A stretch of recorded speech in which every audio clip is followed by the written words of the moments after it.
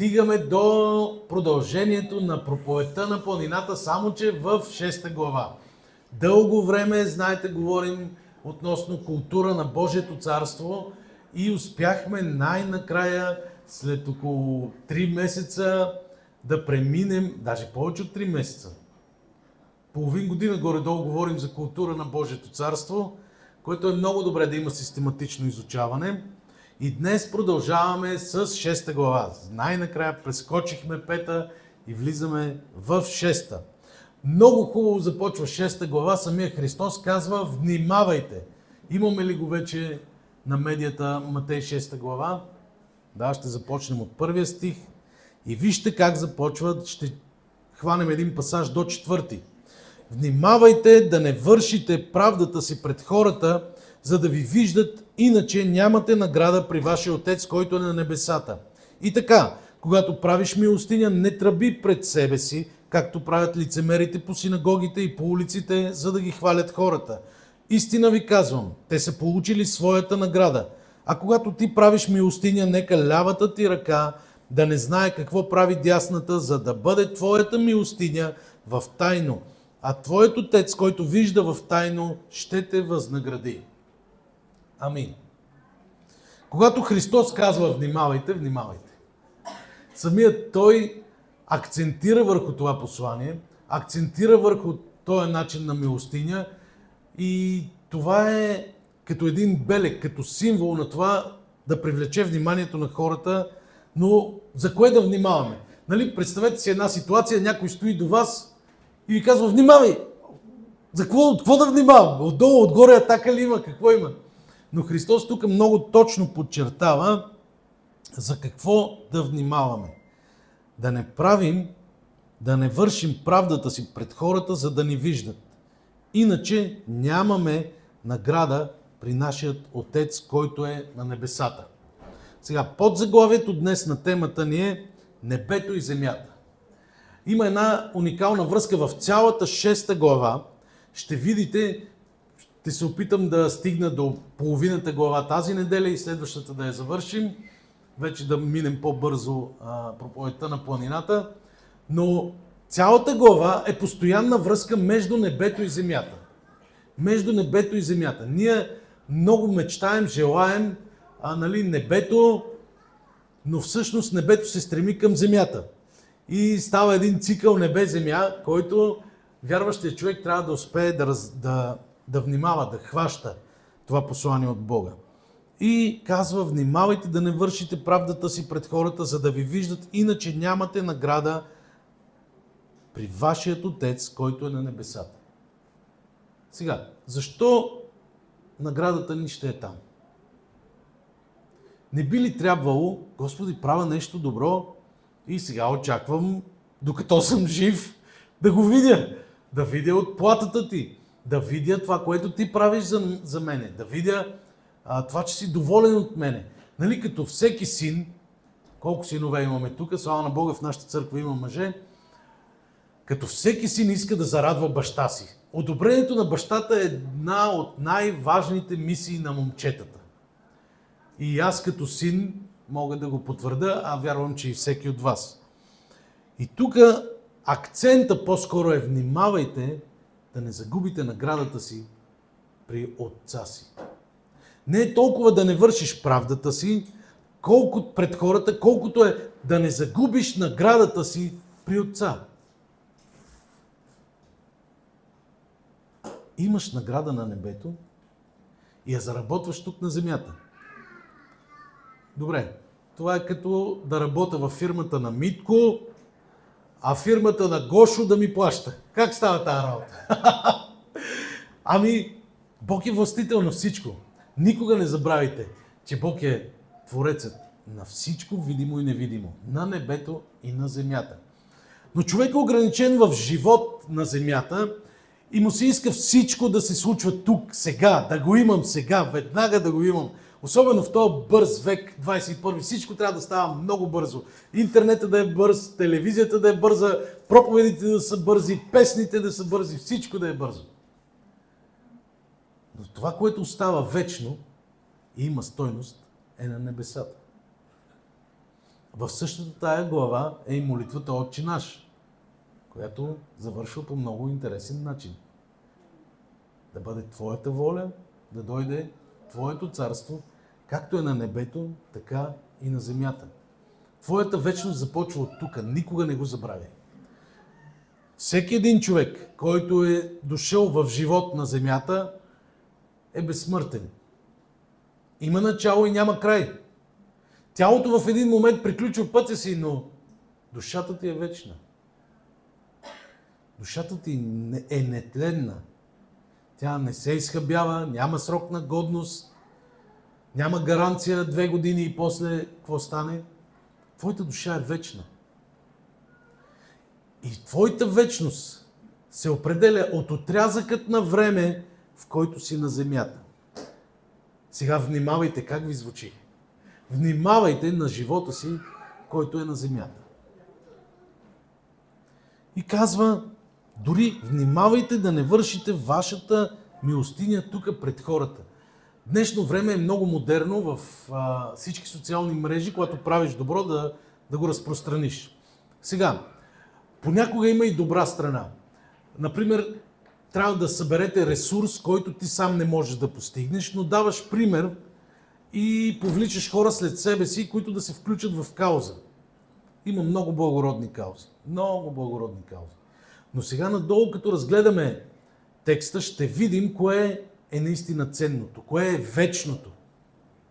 Кое е вечното? Защото Бог не дойде само да задоволи нуждата на хората. Бог не дойде само да отвори очите на слепия, да изправи гърбицата на гърбавия, да оправи куция, да ходи в пътя на Господа.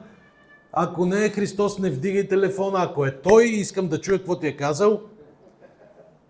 И ако не искате да чуваме какво ти е казал, спрете си звука на телефоните. И така, когато Христос дойде, Той дойде да потърси и да спаси погиналото. Това, което беше обречено въз основа на греха, на изтребление и на смърт.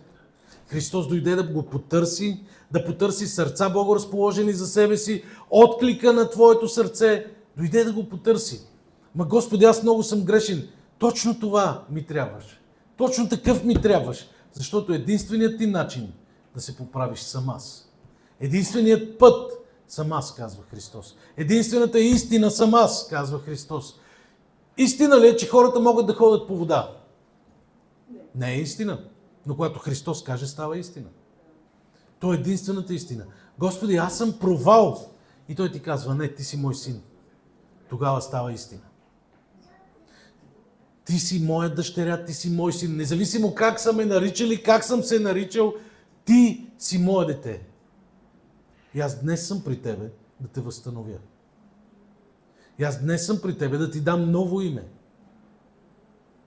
И нова надежда. Невидимата връзка с небето и земята. Много интересно, че тук връзката ни с небето зависи от мотивите ни на земята. За да ви виждат хората. Правиш добро и очакваш да бъде прието. А то е погледнато като мерзост. Защо? Защото нещо стои зад това добро. Зад всяко действие има мотив. Зад всяко действие. Разберете го. Никой не прави нищо ей така просто. Нали? А това се случва до 2 годишна възраст. По-нататък всичко има мотив. Даже и преди 2 години ги правят децата, вече много, много бързо растат децата, преди 2 години вече си хвърля бибата, за да може да му я дадеш. Нали? Всичко има мотив. И Господ гледа мотивът на сърцето ти. Правиха ли фарисеите много добри дела? Даваха милостиня.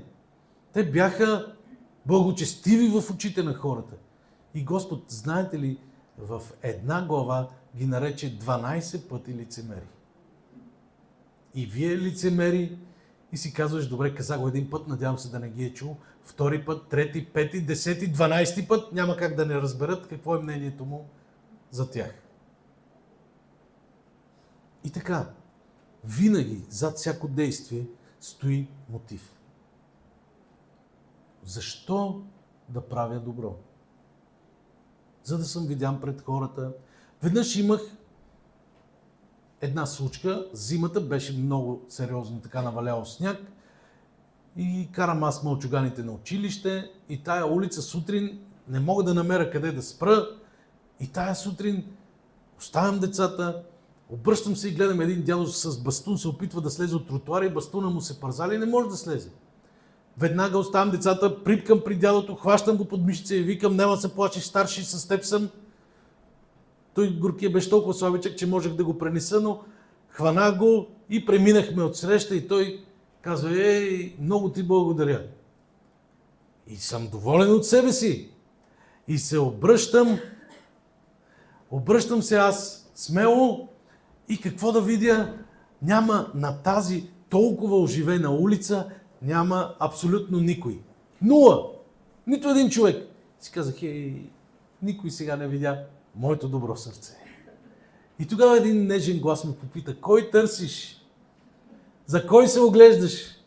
Си казах, Боже, наистина много ни харесва да сме одобрени от обществото. Хората да видят какъв добър човек си. Да оценят твоето добро дело. Но представи си доброто дело, което никой няма да узнае.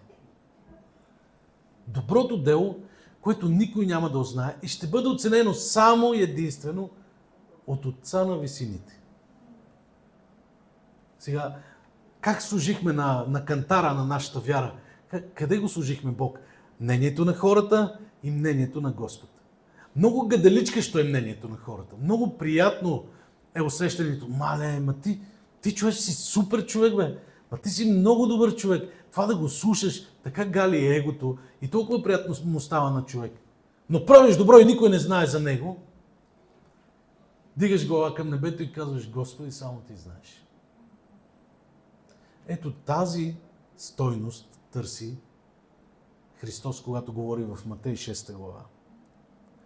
Нека да видим другия път, когато се говори за подобен тип милостиня. В 1 Коринтияни 13 глава 3 стих. Първото послание на апостол Павел към коринтияните 13 глава 3 стих. Там казва така. И ако раздам целият си имот за прехрана на бедните и ако предам тялото си на изгаряне, а любов нямам, не ме ползва. Сега разбирате ли кое стои зад доброто? Зад милостинята, кое очаква Бог да види? Любов. Не благочестие, просто да съм добре представен в обществото. Но ако раздам целият си имот, ако съм милионер и стана просяк от раздаване, но всичко това стои, зад всичко това стои едно лицемерно одобрение да получа от хората, Господ казва, това нищо не струва. По-добре не прави нищо.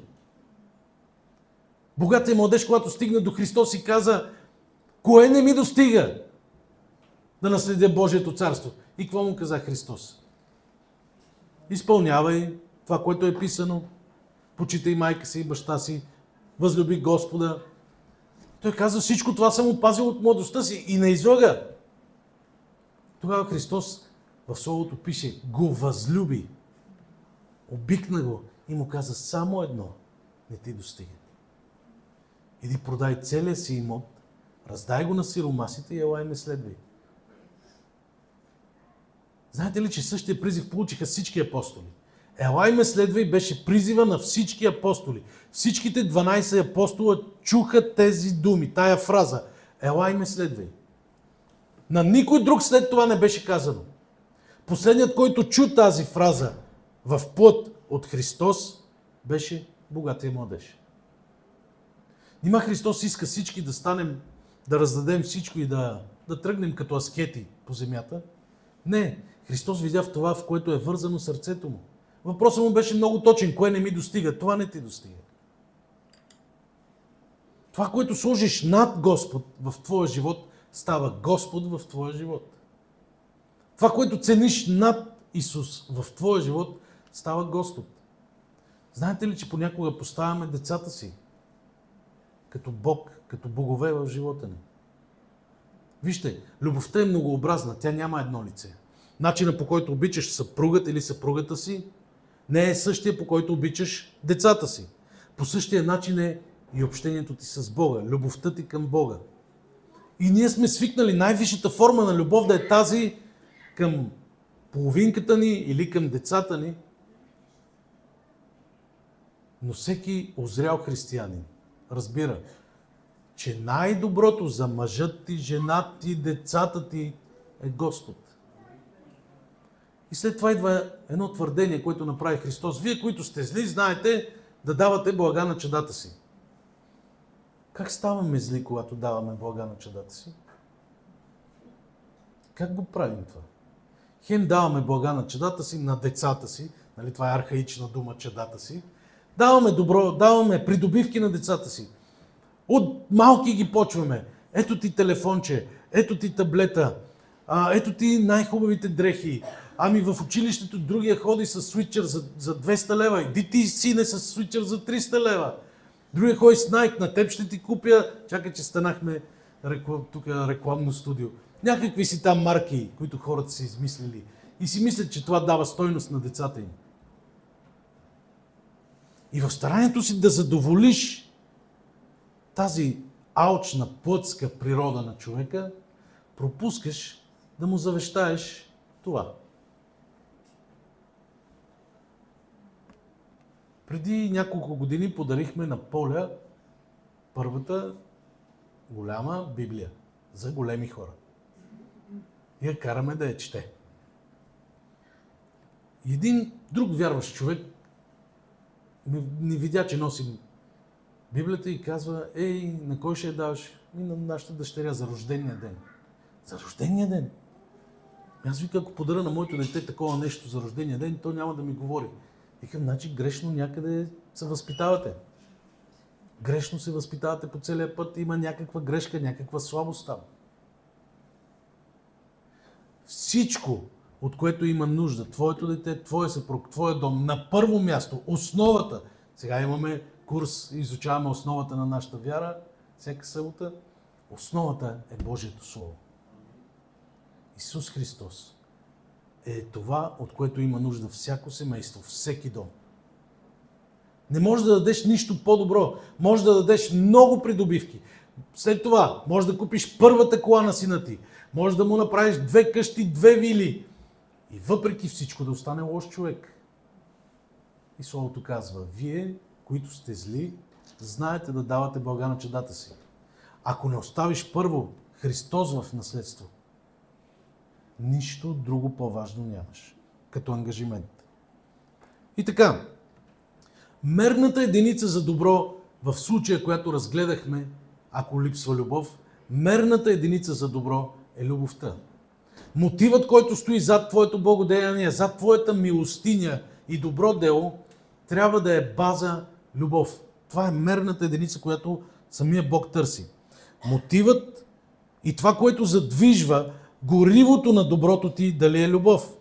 И това добро дело ти трупа награди някъде, както прочетохме при Отца на висините. Нека да прочетем сега Матей 25 глава от 14 до 23 стих. Защото говори за небесното царство, за Божието царство, което всички очакваме. Защото е както когато един човек при тръгването си за чужбина свика своите слуги и им предаде имота си. На един даде 5 таланта, на друг 2, на трети 1, на всеки го според способностите му и тръгна. Веднага този, който получи 5 таланта, отиде и търгува с тях и спечели още 5.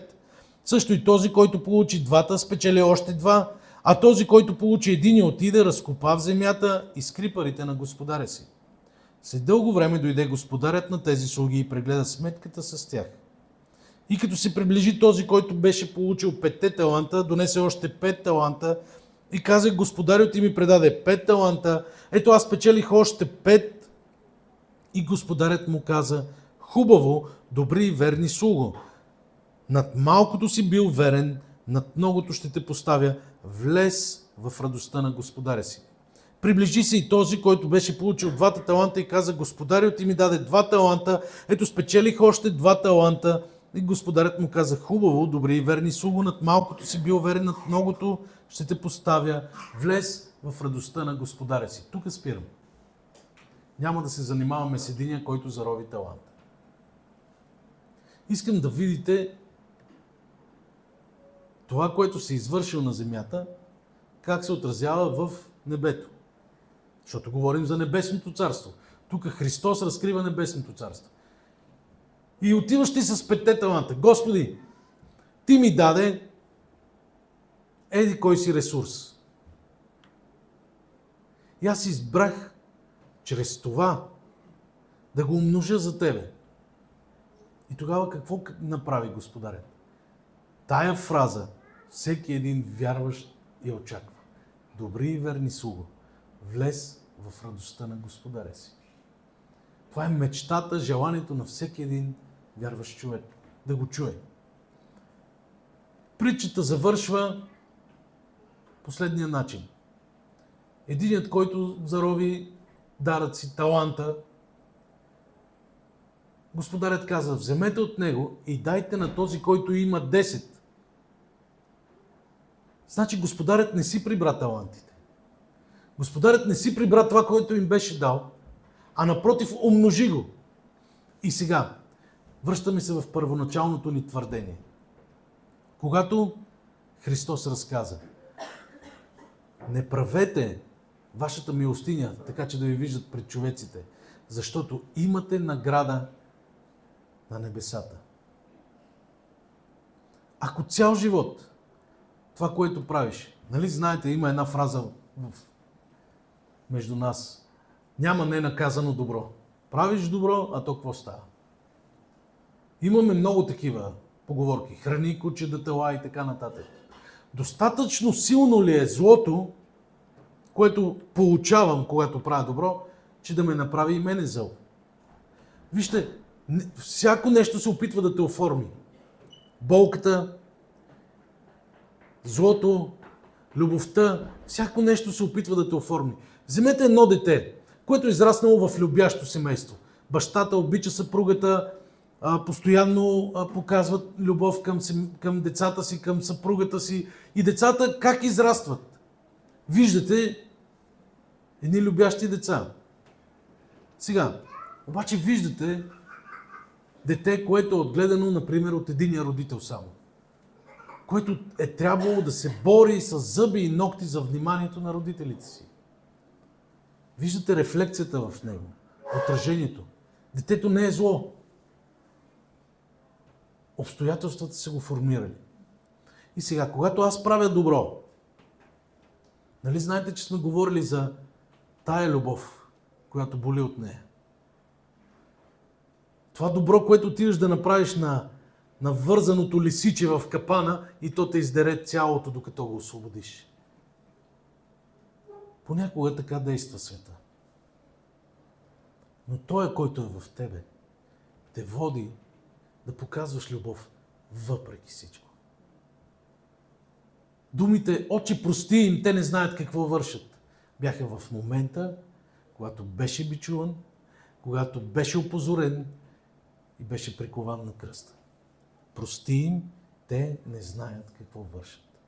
Това е много трудно да го кажеш. Хора, опитайте да се молите за неприятелите си. Но не просто да измолите нещо, да кажете нещо за тях пред Бога. Не. Една такава молитва, в която ти искаш за тях това, което мечтаеш за себе си. Опитайте го. Затворете се. И се помолете за... Може да ги назовавате по име, няма да оплашите Господ. Той знае, че не ги обичате. И точно в тая молитва измолете за тях. Извикайте за тях. Това, което мечтаете за вас. Това много променя. Казвам ви, тая молитва много променя. От личен опит ви го говоря. Сега в мен, след тая притча за талантите, напира един въпрос. Зависи ли моето небе от земята? Да. Зависи ли моето небе, моята вечност, зависи ли от земята? От престоя ми, мотивите ми, действията ми тук на тая земя? Знайте, че всичко, което вършите, се отразява. И ако се скрие от човека, от Бог не мога да се скрия. И ако се покажа пред човека, Бог вижда мотивите ни. Защо го правя? Знаете ли, веднъж бях много обиден на един човек, който не свърши нещо за Божието царство. Бяхме се ангажирали да служим на Бога на друго място и аз се обидих на един човек, че не дойде. И така се настройвах вътрешно. Си казвах, никога няма да се оправи този човек, никога не мога да нещо да стане както трябва. И един въпрос, който не идваше провокиран от моя мисъл, един вътрешен глас ме попита, на кое се ядоса повече? Че не послужи на Божието царство или че не стана така, както ти искаше? А когато ме запита такъв вътрешен глас, съм напълно откровен, защото знам, че ме пита някой, който познава мислите ми. Тогава казах, май, защото не стана както аз исках. Но ние хората много хубаво обличаме в извинение нашите постъпки. Толкова сме професионалисти в оправданията, оправдаваме себе си пред себе си. Ами той така ти постъпи, бе, той така ти каза. Ами и ти така ще го кажеш. Прав си така да кажеш. Прав си така да постъпиш. Прав си да не му покажеш милост. Защото той те онеправдава. Той се е държал зле с теб. В човешкия яд и ярост се крие много зло. Ако в този момент на човека, срещу който си ядосан, се случи нещо лошо, ти изпитваш задоволство. Злото пуска корени много упорити. Но и доброто пуска корени. Божието Слово не случайно е сравнено като семе. И не случайно нашето сърце е сравнено като нива. Допускайки Божието Слово в нашия живот, то започва да те трансформира. Както болката има способност да трансформира, както омразата има способност да трансформира, така любовта и Божия дух имат тая способност да те трансформират. Когато се справях с моя проблем с гнева и молех Господ за него, бях изненадан. Бях изненадан от себе си. В момента, в който друг път за подобни неща, даже за много по-малки, съм раздавал физическа справедливост, сега държа човека и нищо не му правя. И се чудя защо. Какво в мен не ми позволява да се разяра до толкова, че да го набия? Имам физическата способност, той се е предал вече, а аз нищо не му правя. А той нагроби, обиди жена ми, децата ми пред мен. Първичната реакция на всеки мъж. Скочих, хванах го, той се разтопи в ръцете ми и аз нищо не му направих. Защото нещо беше оформило различен човек вътре в мене. Нещо беше оформило различен Васил. Не той, който по принцип действа така. Това е, което Святия Дух и Словото правят. Небето и земята. Ако трябваше да действам по земни методи, знам какво да правя. Но тогава вече небето взе власт. Небето започна да формира личност, от която дори аз бях учуден. Разбирате ли, това се случва. Тая промяна настъпва, когато небето и земята се слеят в тебе. Ти си пресечната точка на небето и земята. Все още ходиш по земята, нали така? Но конституцията ти е друга. Небесен жител. Там, където Бог благоволява. Не е много лесно да си вярваш. Не си мислете, че да си вярваше, лежиш на облаците и ангелчета пухкави покрай теб, нали, летят. Не. Да живееш на земята като Христос е трудно, болезнено, но вечно. Има вечна стойност. Продължаваме. Грижим се от земята за небето ни. Думата, използвана за милостиня в оригиналния език на Новия Завет гръцки е, надявам се да го кажа правилно, елеймосини и означава състрадание, милост, милосърдие. Нека да поговорим малко за състраданието. Ако трябва да бъдем честни и се запитаме, кога сме най-състрадателни? Кога най-състрадаваш? Когато детето ти е болно. Няма по-тежка картина пред теб. Виждаш, че детето ти се измъчва, ти стоиш здрав до него и не можеш да направиш нищо. До такава степен сме състрадателни в този момент. Чувал съм го десетки пъти от родители и знам, че и всеки от вас родител го е казвал. Да можех аз да го взема това на себе си, детето да се оправи. Нали, позната ви е тая фраза? Позната ви е тая фраза. Това е висшата форма на състрадателност. Наистина това е висшата форма на състрадателност. Точно с тая състрадателност Христос дойде и пое на себе си нашите беззакония, греховете ни. Когато говори Словото за състрадателност, очаква нещо подобно. Толкова силно да желаеш доброто на другия, сякаш го желаеш за себе си. Това е състрадание. В Фейсбук, като скролваме и виждаме клипчета на болни деца, и ти става жал за момент. Става ти жал, докато не плъзнеш пръста си още веднъж. И излезне друг клип. Но да състрадаваш в болката на другия до излизането от ситуацията, до победата. Нима състрадаваме на децата си първите 5 минути, първия час, първия ден. Не, ти си там над леглото му, докато не се оправи.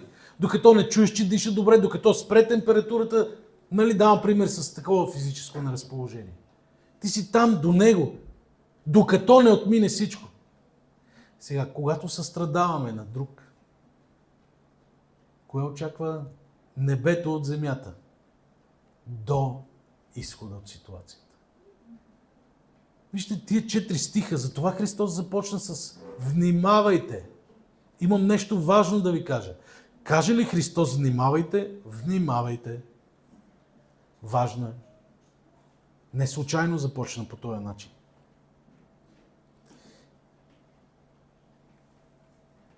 И продължаваме с текста на Матей 6 глава от 5 до 8 стих.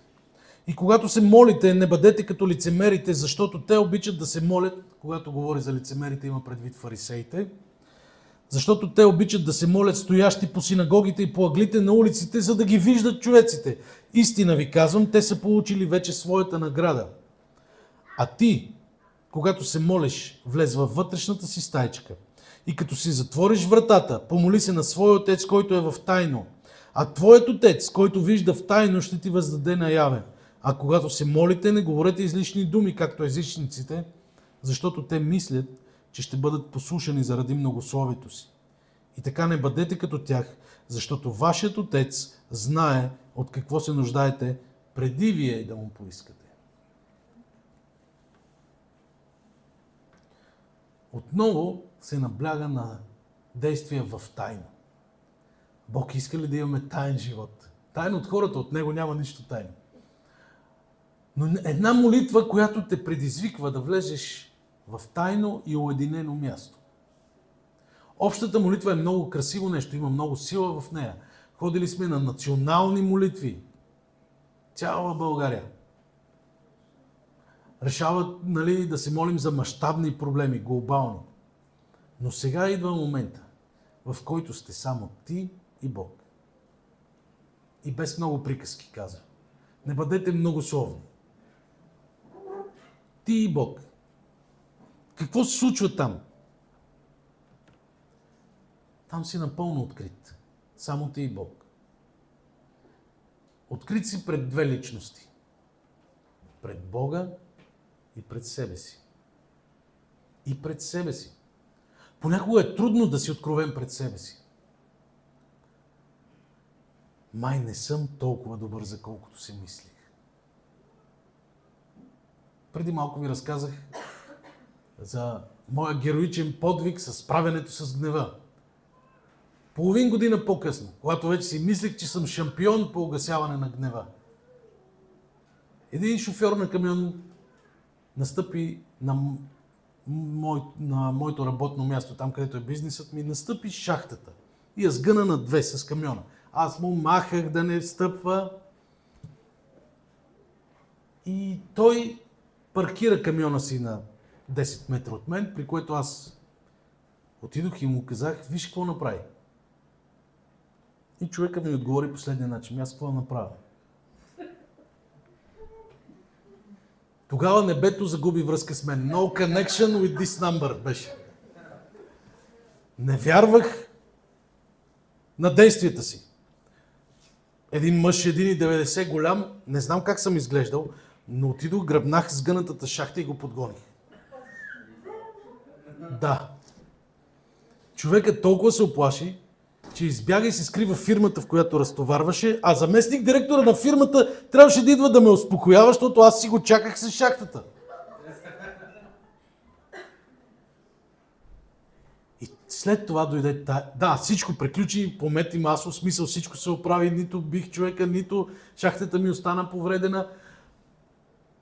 Прибрах се, опозорен пред себе си, затворих вратите, застанах пред Бога и казах, не съм този, за който се мислех. Мислих си, че там нямам проблем. Мислих си, че съм готов. Откъде дойде това? Как така подгоних човека? Аз съм баща на 3, тогава бех на 3, сега съм на 4. Тогава викам, аз съм баща на 3 деца. Как можах? И не бях доволен от себе си. Застанах в тая скришна стая и не говорих много. Когато изкарваш пред Бога лошите неща, не говориш много. Никой не обича да говори лошо за себе си дълго време. Нали? И тогава извадих пред Бога всичко, което знаех, защото това не го знаех. И там заставаш откровен пред Бога и пред себе си. Двете личности. Защото винаги си успявал да извиниш себе си пред себе си. Но да извиниш себе си пред Него не става. Той знае мотиви, знае мисли, знае всичко в теб. Познава твоя състав от най-малката молекула. Този момент е съкрушаващ. И знаете ли, много ми напомня, благодаря на Бога, Роси, къде избяга? Ето, благодаря на Бога за словото, с което започна. Блудния син, с това ще приключим днешната проповед. Много ми напомня този откровен момент в личната стая, на момента на осъзнаване, върху който акцентира Роси, момента на осъзнаване на блудния син. Нека прочетем историята, за да влезнем в контекст. Лука 15 глава, 17 до 24 стих. Днеска Йоанка не е чела изобщо. Моята красива племеничка с силен глас. Все едно сестра ти много те ядосал и ти много изкараш. Толкова силен глас. До 24. А като дойде на себе си, рече, колко немеци на баща ми имат излишък от хляб, а пък аз съм умирам от глад. Ще стана да ида при баща си и ще река, тате се реши против небето и пред тебе. Не съм вече достоен да се наричам твой син. Прави ме като един от немеците си. Застана и дойде при баща си, а когато бе още далеч, видя го баща му, смили се, като се завтече, хвърли се на врата му и го целуваше. Рече му синът, тате, се реши против тебе небето и пред тебе. Не съм вече достоен да се наричам твой син. Но бащата рече на слугите си, скоро излизате най-хубавата премяна и облечете го. И турете пръсти на ръката му и обуща на нозете му. Докарайте обоеното теле и го захванете и нека ден се веселим. Защото този мой син бе мъртъв и оживя, и изгубен бе и се намери. И почнаха да се веселят. Амин. Това не е края на притчата, но това е акцента, върху който искам да погледнем. Забележете кога дойде решението на сина да отиде при баща си, да се върне. Когато дойде за себе си. Когато си повлиян от гнева и яростта, не си на себе си. Някой друг държи волана на твоите действия, както ви дадох пример с моите такива. Някой друг държеше волана сякаш. Аз се очудих от себе си. Но дойде момента, в който той дойде на себе си. Откровеният момент в скришната стайчка. Когато кажеш: Господи, искам да сваля всяка маска, която съм си слагал през времето, за да бъда угоден на човеци, за да изглеждам добре или за да придобия някакво обществено положение. Искам всичко да сваля и да застана пред теб. Когато сина отиде при бащата, бащата говореше ли му нещо? Не, просто го целуваше. Радваше му се. Но беше много внимателен да чуе какво говори сина. Каква беше фразата на сина? Първата. Най-първата каква беше? Тате, съгреших против небето и пред тебе. Това е. Това е достатъчно. Това е достатъчно да кажеш в твоята скришна стая: Тате, съгреших и против небето и пред тебе. Не съм достоен вече да се наричам твой син. Осъзнаването. Какво направи бащата? Какво му каза? Да, сега 3 години ще работиш като роб. Не. Или започна ли да му припомня всичките гадости, които е извършил? Не. Каза: облечете го. Моите синове мислят така. Моите синове са готови да слугуват. Нищо, че са с ранг на син, наследник. Моите синове са готови да бъдат третирани като слуги, въпреки че знаят, че са синове. Това се случва и с вярващия човек. Познаваш истината и срещаш някой, който започва да ти обяснява: това е живота. Яш, пий, носи си новите дрехи. Това е живота. И ти започваш да служиш на този човек, като му показваш с живота си истината. Ако се налага, говориш и си готов да покажеш любов, от която боли. Има такава любов. Много обичаме да показваме любов, която е като тенисна маса. Показваш, връщат ти, показваш, връщат ти. Много приятна любов е това. Но онази болезнената създава стойност в тебе и формира един човек, който повече никога няма да бъде управляван от злото. За това говори Христос. Надявам се да не съм ви оттекчил и посланието да е било точно разбрано. Но има сериозна дълбочина в проповедта на планината и много искам да я извлечем. Много искам да я преживеем, осъзнаем и практикуваме. Това е, което Бог желае от нас. Амин. Добре, може ли екипа за хваление да вземат местата си?